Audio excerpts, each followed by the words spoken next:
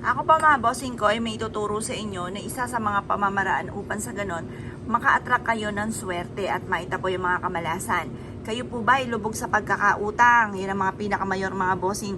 Utang, lubog sa pagkakautang, ganon din po napakatumal ng negosyo or kaya lagi kang talo sa inyong tinatayaan or kaya po mga bossing ko, kayo ay naiintriga or kaya parang piling nyo lagi minamalas or kaya po kayo po ay lagi may karamdaman mga bossing. Ako po may tuturo na simple mga pamamaraan man lamang mga bossing kayo maaaring makatulong po ito para makahigop ng mga negatibong enerhiya at hindi ka na muli malasin pa. Kailangan nyo lang mga bossing ko ng malinis na tubig at kailangan nyo ng paminta. Ang gagawin nyo lang, harap ka lang sa silangan mga bossing ko ng mga gawing mga oras sa 6:30 or kaya po ay alas 7. Tapos magwi-wish po kayo. Sa pamamagitan ng pampaswerteng ito ay magtutuloy-tuloy na ang pasok ng swerte sa akin. Makakamit ko lahat ang aking mga pinapangarap at siksikliglig at umapaw at maraming blessing ang darating. Lahat ng aking mga kamalasan na pinagdadaanan ay kaagad ko itong masusolusyonan at hindi na muli ako mamalasin pa.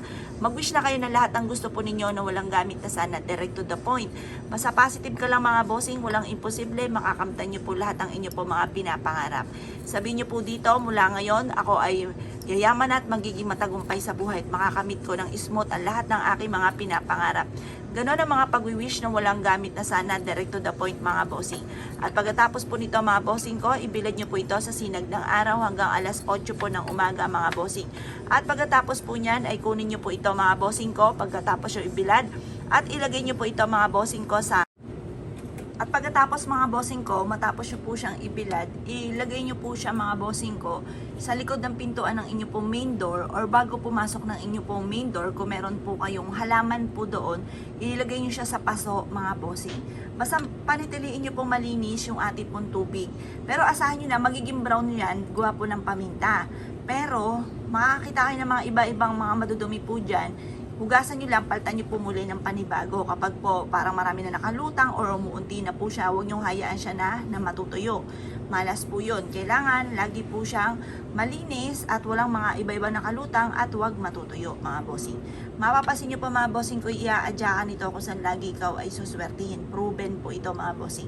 Ito po isa sa mga subok na napakaswerte. Kaya kung kayo pinaniwala at naisyo po itong gawin, basta positive ka lang mga bossing, think positive, be positive, at positive din po ang dadaloy sa inyo mga bossing. Kaya kung kayo po isa sa mga naniniwala at mahilig sa mga pampaswerte, huwag ka namang patumpik-tumpik pa. Bukod sa double time sa pagkayod, kapag kayo gumawa ng pampaswerte, lalo nyong sisipagan.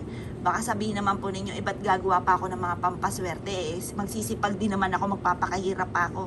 Aba mga bossing, wala po yung dumarating yung mga blessing na hindi ka kumakayod. Kailangan po mga bossing ko, kayod talaga. At saka tiis-tiis lang, walang isang click may pera ka na mga bossing. Tapos yun po, makikita nyo may patutunguhan ng inyong pagiging masipag.